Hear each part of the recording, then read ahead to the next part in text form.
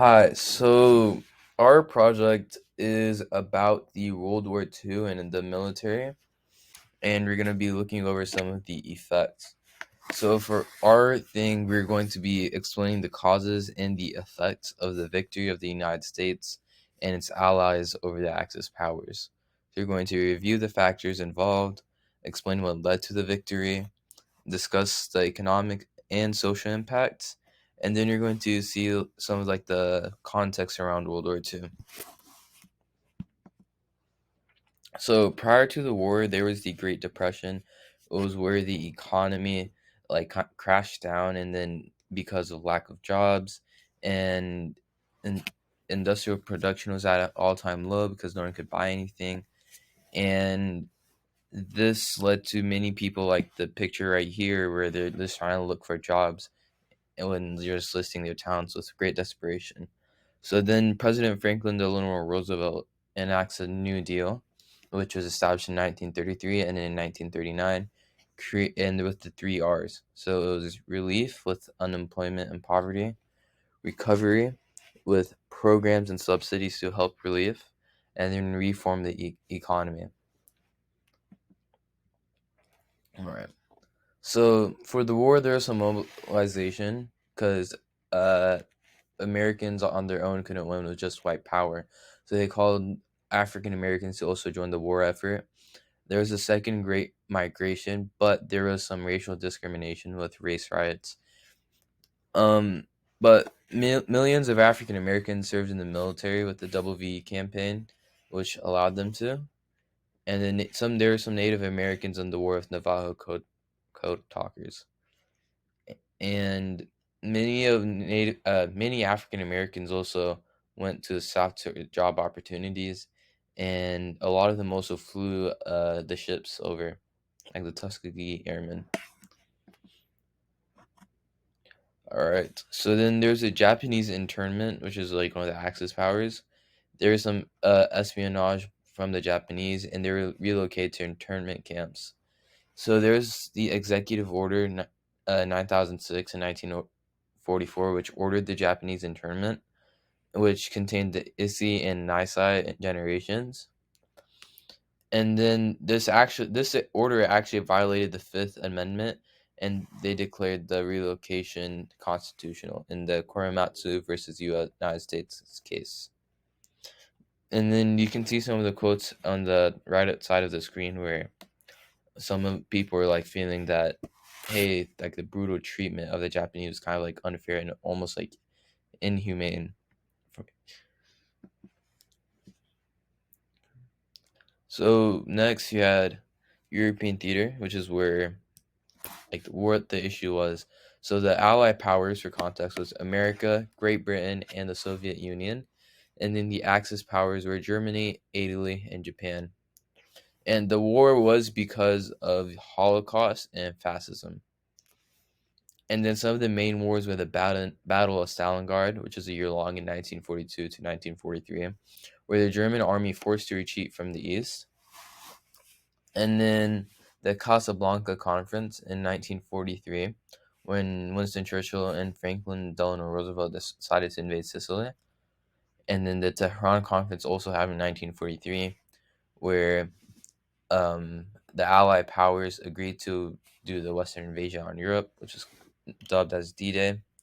And D-Day happened in 1944, which in the invasion of Normandy. This was the second front that weakened the Nazis, and then also helped some of the countries under Nazi rule, like France, Belgium, and Luxembourg. There was also the Battle of Bulge, which was Germany's last attempt at winning, and it failed to defend against the Normandy invasion by the Allied powers. And then there's the Battle of Berlin, which was the last attempt in April to May 1945, and this was Hitler's last stand. And this was also contained the date of Hitler's death. Here are some pictures. So the soldier's lifespan average was actually 24 hours, just to show like the brutality of the war. All right. And this is what the Pacific battlefield was like. So there was a Bataan Death March where American and Filipino marched to prison camps. And then some of the notable battles are the Battle of Coral Sea, which weakened the Japanese Axis power, the Battle of Midway in 1942, where Japanese carriers were destroyed, 67% of them. The Battle of Lake Gulf in 1944, where Japan's navy was pretty much destroyed. And the Battle of Iwo Jima in Okinawa in 1945, where the last islands before Japan, so pretty much Japan's last frontiers.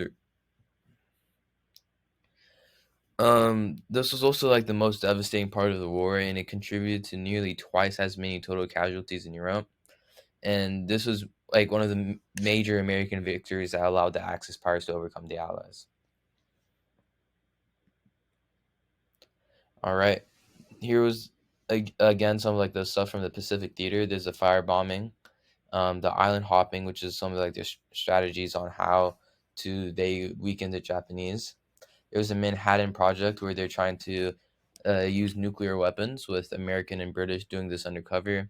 Robert J. Oppenheimer was in this project, and then the Trinity detonation was happened in 1945. And then the Allies actually had the Potsdam Conference in 1945, where they convinced, where they like warned Japan to surrender or they're going to get destroyed by the bomb. Okay, and then there was Little Boy and Fat Man, which was kind of like signify like the immediate surrender of Japan.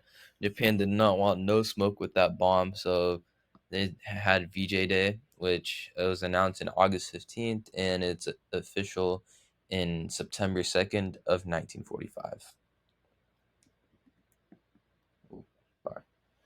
And then you can see some like the Navy weapons in the Pacific. So they had the Yamato's Type 94 cannon, which was actually the largest mounted on any ship. And multiple sailors, you can see this is like a really big project. So multiple sailors are on here working around the cannon. Japan actually, because U.S. was smoking them hardcore, they were running out of pilots and nearing defeat. So they had suicidal plane crashes just to like get a ship, because they had no experience on any way to kill them. They couldn't do the Star Wars maneuvering and shooting them with grace. And you can see in these pictures that U.S. warship was struck by a kamikaze pilot in the Lingayen Gulf off the coast of the Philippines in 1945. So that was pretty much near the Japanese islands. Right. And then you can see in the top right, there's a woman's shadow on the concrete. This was like the bomb of Hiroshima. And then the two bombs over here was like helped the American victory with the Allies.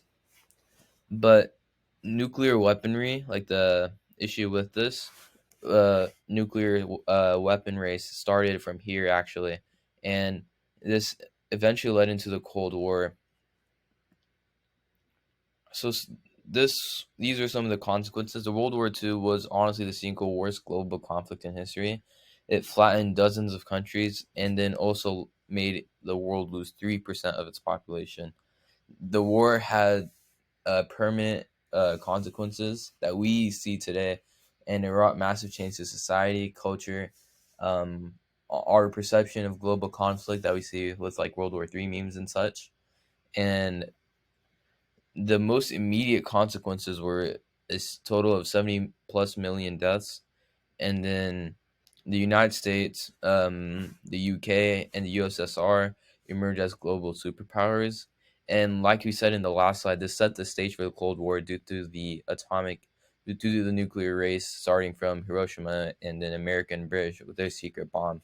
So they had the atomic age in the USSR's communism versus capitalism battle. The United Nations Charter was created in 1945 as a result of this, to instead of going all out with the war, they can like peacefully talk about the issues that we have across countries.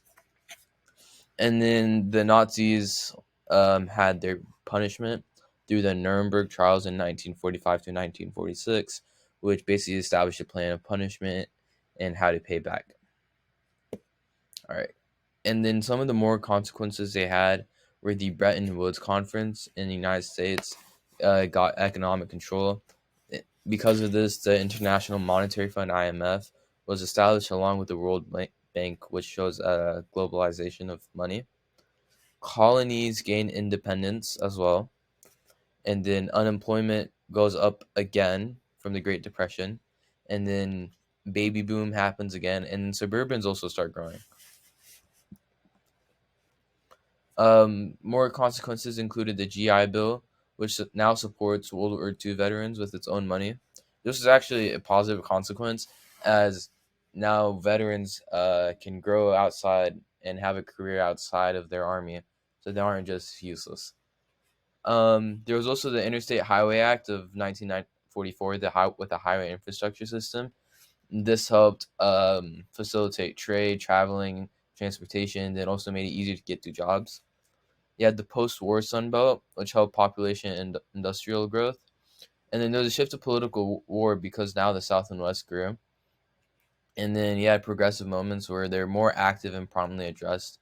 And because of the consequences of World War II, the social influence that it had, it created a stronger civil rights movement in the future. And then these are actually some of the cultural general consequences that we see now. And with art, we see abstract expressionism with drama, anxiety, and grief because of World War II. You have literature with firsthand accounts, poetry, and novels like Anne Frank. Music with swing and big band music, and a lot of it carries patriotism now.